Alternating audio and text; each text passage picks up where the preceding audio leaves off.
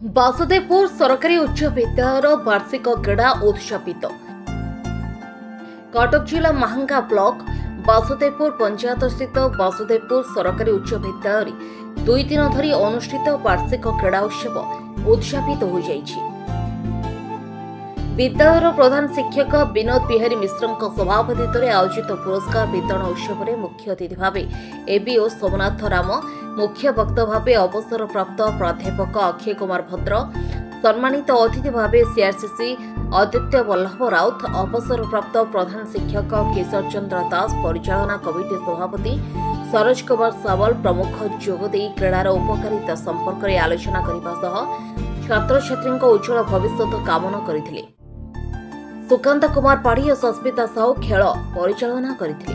शिक्षक गोविंद चंद्र नेहाण अतिथि परिचय, विकास कुमार बेहरा स्वागत भाषण प्रदान करथिया बळी रूपालिनी राउत धन्यवाद अर्पण करथिले। एथिरे शिक्षक शिक्षयित्री सर्वश्री अर्चना महांती, राजश्री प्रधान, शाश्वती प्रज्ञा, विजयलक्ष्मी महंती, तपस्विनी स्वयं, पिपिस्मिता, द्वारिकानाथ प्रधान, अनिल सबर, रजनी प्रभा साहू, शिप्रा दास, नीलमाधव नाईक समेत विद्यालयर समस्त कर्मकर्ता माने उपस्थित रही खेल परिचालन में सहयोग करुथिले।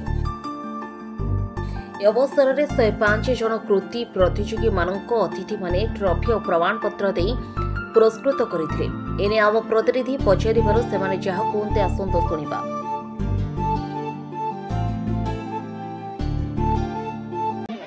महांगा ब्लॉक एबीओ अच्छी आज बासुदेवपुर उच्च विद्यालय रे 400 ऊर्ध्व छात्र छात्री आमर 2 दिन धरी चलुवा ये आनुआल स्पोर्ट्स रे जोग देइथिले। एथिरे 105 जन पुरस्कृत होइचंती एवं यही खेल केमती आगक बढ़िबो एवं एथिरे पिला माने किबळे आगक जिवे एथिरे आमर आशीर्वाद एवं आम गहन उपस्थित थिबा समस्त अतिथि मानकर आशीर्वाद पिलांक सह रहिछि। आमर 61तम क्रीड़ा उत्सव 2 दिन धरी अनुष्ठित होउथला। आज तार उद्यापन उत्सव थिला। एथिरे आमर 105 जन प्रतियोगी पुरस्कृत हेबे। आमर 2 दिन धरी जो क्रीड़ा कार्यक्रम चली एथिरे आमे पिला मानकु उत्साहित करिथलु।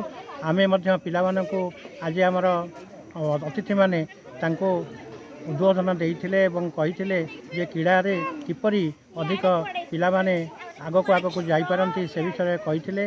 मोर भारी मन खुशी हेली जे मोर अतिथि माने भितरे आमर महांगा एबीओ सोमनाथ सार आसते एवं आमर शिक्षाविद माने मध्य उपस्थित थिले। यही कार्यक्रम आमर 2 दिन धरी उपभोग्य थिला।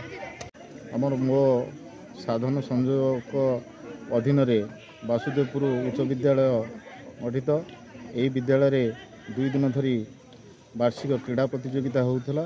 एथिरे 105 जन पुरस्कृत होइछंती एवं समस्त को प्रमाणपत्र एवं ट्रॉफी मध्य प्रदान करा जायछि।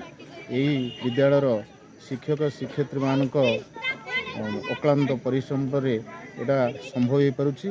तेणुक मु सर्वशेष ये पिला मानकर उत्तरतर भविष्य कामना करी दउछि।